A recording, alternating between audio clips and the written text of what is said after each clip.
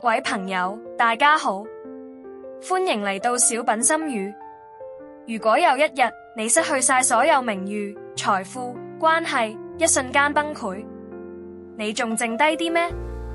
你會揀逃避，定係咬緊牙關，憑住啖氣撐落去？呢個世界從來都唔會溫柔對待冇底氣嘅人。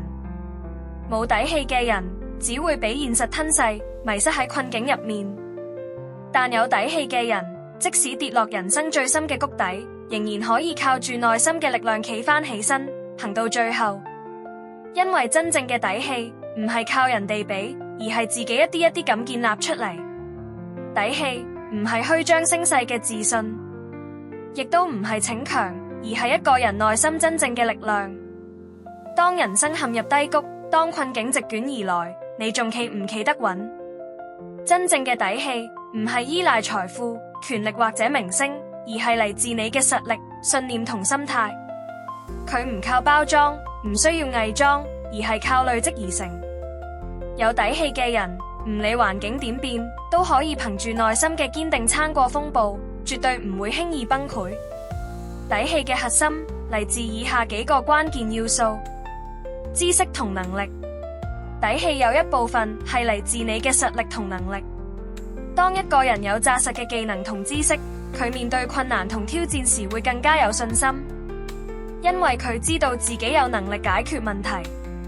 比如一個有專業知識嘅醫生，面對急症嘅時候，即使環境再緊迫，佢仍然可以冷靜處理，因為佢嘅底氣嚟自佢嘅醫學技能。心理強韌度。真正嘅底氣通常都係嚟自心態嘅穩定。當一個人能夠喺壓力底下保持冷靜，甚至可以將困難變成養分，佢就可以憑住底氣去面對人生嘅各種風浪。喺呢個爭崩頭嘅世界，好多人頂唔順壓力跪低，但啲內心強大、識得調節情緒嘅人，即使遇到挫折，都唔會輕易被擊倒，對人生嘅深刻理解。有底氣嘅人通常對人生有清晰嘅認識，佢哋知道成功與失敗、順境與逆境都係人生嘅一部分，唔會因一時運滯就睇死自己。例如一個創業者經歷咗幾次失敗，佢都仲相信自己嘅想法，繼續向前行。呢種底氣嚟自佢對自己人生方向嘅認同。經歷同閱歷。底氣唔係憑空而嚟，而係由過去嘅經歷累積而成。曾經行過困境，承受過挫折，先至可以造就一個真正有底氣嘅人。啲睇遍人生百態嘅人，更容易喺遇到困難時保持冷靜，因為佢哋知道所有嘅難關都可以度過。底氣可以決定一個人點樣面對困難，點樣揀未來，仲有點樣喺社會企穩。佢影響住我哋嘅行為、心態同人生決策。真正有底氣嘅人唔會輕易退縮，佢哋勇於追求自己嘅夢想，即使遇到困難，仍然敢向前行。例如一個音樂人被拒絕咗無數次，但憑住底氣，佢仍然堅持創作，最後等到咗機會。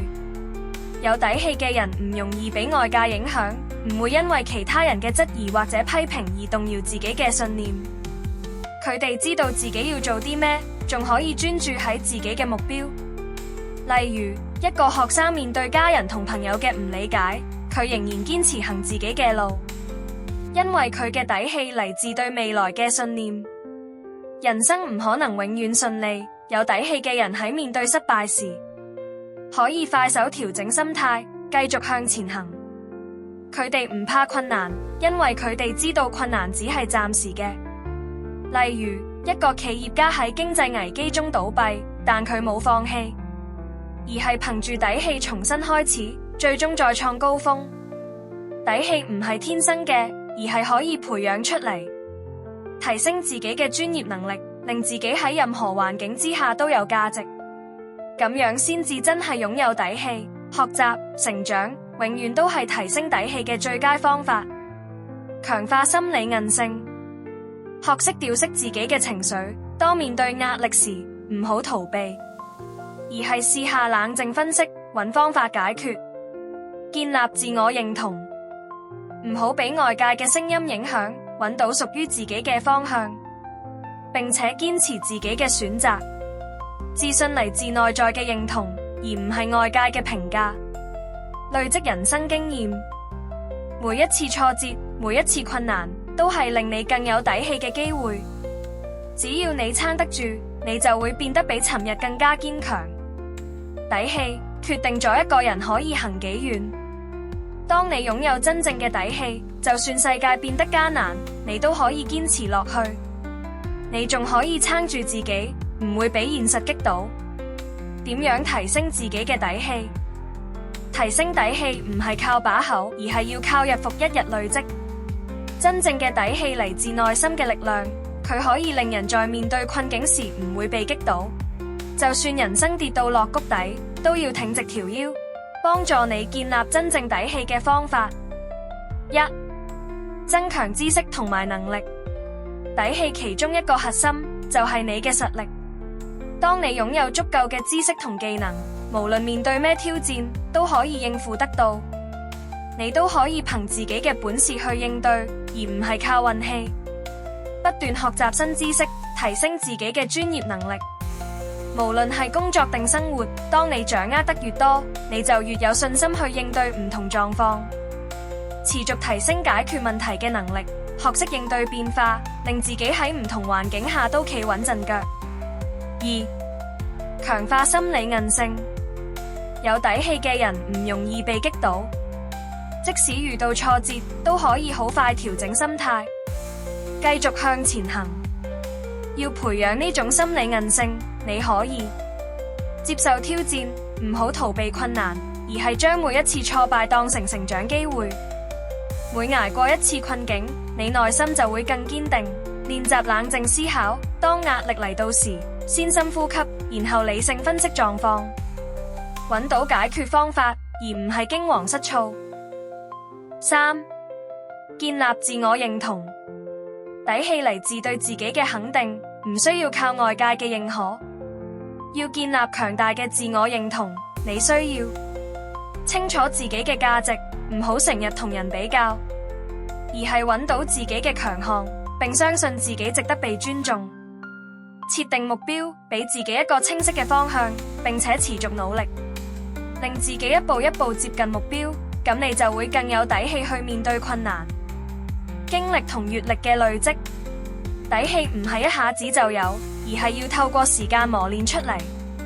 你可以透過唔同嘅生活經驗嚟培養自己嘅底氣，勇敢嘗試新事物，走出舒適圈，挑戰自己。每一次成功都係底氣嘅累積。學識從失敗中成長，唔好驚失敗，而係要喺每一次失敗中揾到教訓，令自己變得更強。保持內心嘅信念。真正嘅底氣嚟自內心深處嘅信念。